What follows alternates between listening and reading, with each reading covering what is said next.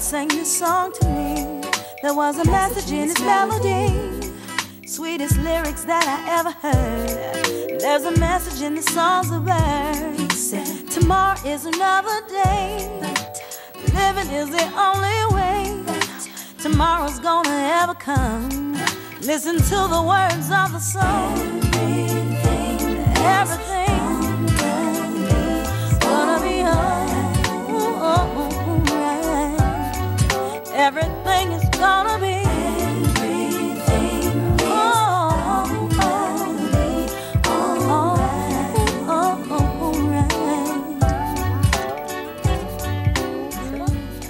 Now the trees. Greetings and welcome to A Sip of Inspiration. My name is Stephanie Wilson-Coleman and I am your host for tonight's show. As you all know who've been following me, we do a segment called Ask the Experts. Well, tonight's experts are health care professionals. I've gotten two of my best friends to join me. One I have known like forever, okay? And as I was teasing him earlier, I think I've known him since he was 12, and he doesn't look much older than 12 now. So I'm going to introduce you to the guest. And as we do, I want you guys at home to remember that this is a call-in show. The number will appear at the bottom of the screen periodically. I want you to jot it down. I want you to formulate your questions and give us a call. That call-in number is 312-738-1845. Call in. We are awaiting your calls.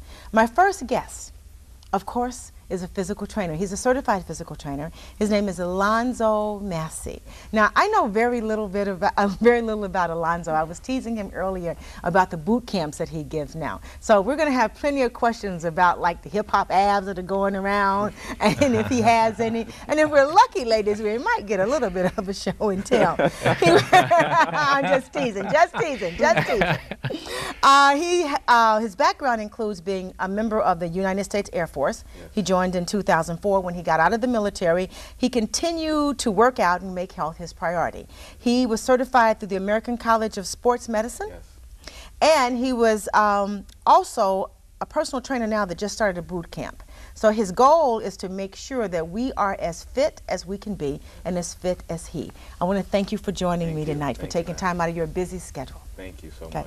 And next is one of my favorite MDs. I tell you, he's like, you know, there was like Marcus Welby, MD, or there's Dave Montgomery, MD. I think Dave is better. I want to thank Dave for joining me tonight, and I'm going to tell you a little bit about Dave. Dave has a phenomenal background. He's actually a cardiologist, and he has like an undergraduate degree in something that only he can probably pronounce, and maybe other 30 people in the U.S. He has a PhD in physiology, which is the study of how the body works. He has published a wide range of medical and scientific journals, and he's done research to help fight insulin resistance and clot formation in obesity, as well as dangerous scar formation in various types of heart disease. Excuse me, I told you, didn't I? Yeah. He's a columnist. He has a wonderful presence on Facebook. He's sought after to give medical advice, and we're going to take advantage of that tonight, right? Stephanie, I am so happy to be here. Thank you so much. We're going to make sense of all of that mumbo jumbo there. We're going to put it in plain English for everybody when they call it. Okay, fantastic. Let's get started. Now, as you all know who watch the show, I have a list of questions that come over through the email. So I represent the shy people in America who want all of the free advice they can get. That's right, bring it on. I know that's right. Yeah. So those of you at home, the number's on the screen. Remember, give me a call and I will have one of my two experts. Now, when you Google on the internet the top 10 killers of African Americans, and probably just people now, heart disease comes up to the top. AIDS, of course, is in there. High blood pressure is in there. Diabetes, and I'm going by memory, lung disease, and all those other things. And now obesity is creeping up. I don't know where we are in the cities of the most obese cities in the world. Yeah. I know Vicksburg was #1 because I learned that on television. Yeah. And I don't know that we're #1, but it seems to be creeping up. So what I wanted to talk about first is exercise. Yes. Exercise, from everything I can read, is the fix for every single thing that seems to be going on with you. So, how important is exercise? When do you exercise? And what's the best way to exercise? Yeah. So that's a really good point, and I think that's a great way to start off the show. Exercise is king. And you know, I say this very often to my patients. No matter how technically advanced we get, no matter how fancy we get with our new medicines and the new developments that we get in terms of technology, when we study exercise and the effect it has on different disease processes, whether it be heart disease or cancer or asthma, the people who have those conditions and exercise do far better than the people who have those conditions and don't. In fact, what we know is that sometimes exercise can even prevent some of those things from happening. For example, diabetes, type 2 diabetes.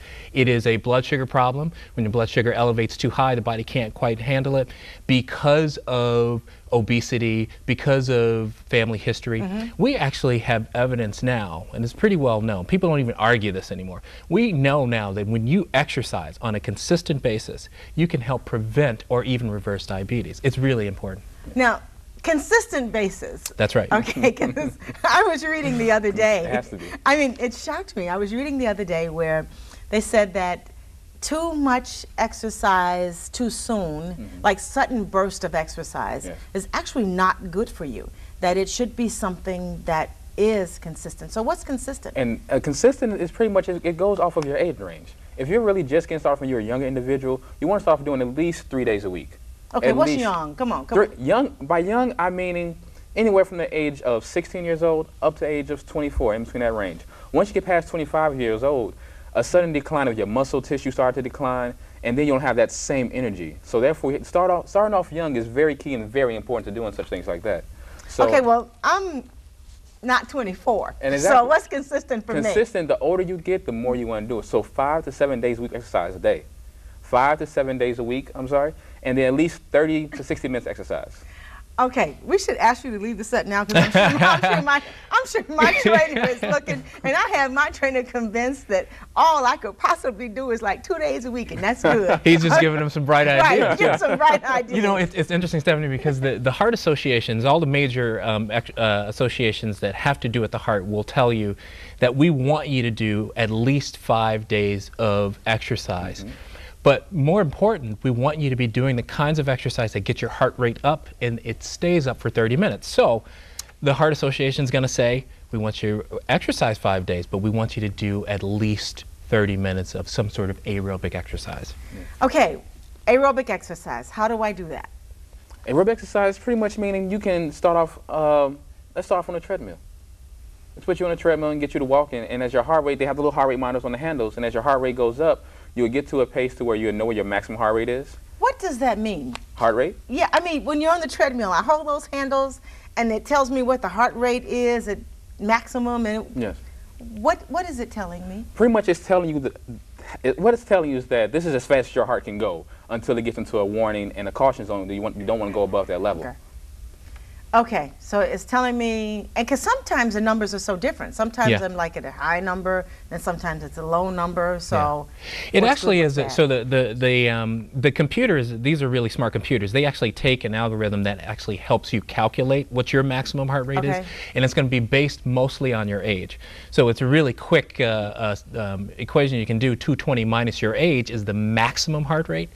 When you're exercising, most trainers will say, well, why don't we, you know, especially if you're starting off, why don't we do 50% of your maximum heart rate? Yeah. Why don't we do 60%? And then you gradually get up to a point where you're doing 85% of your maximum heart rate. So that's how it's... You guys have really gotten one of our callers excited about exercise. Very good. We've got a caller on the line. Everyone counts. Good, good. Yeah, I don't know how excited I am about the exercise, but... We're going to change that, okay? The thing is that I'm a 54-year-old black male. Kind of lethargic when it comes to exercise. I think I have a 34% over body mass rate. And how do I get into this cardiology thing where I know what my maximum heart rate is, and then for your exercise person, how do I do this consistent thing? What's the motivation to it? And then on the thing about the reversal of the diabetes, is that a fact? Or can I just do what I just read recently about the gastro bypass surgery that reverses diabetes? Can you guys address that? You know what, I can't miss this opportunity for a joke. We'd much rather have surgery than exercise. Yeah. Okay.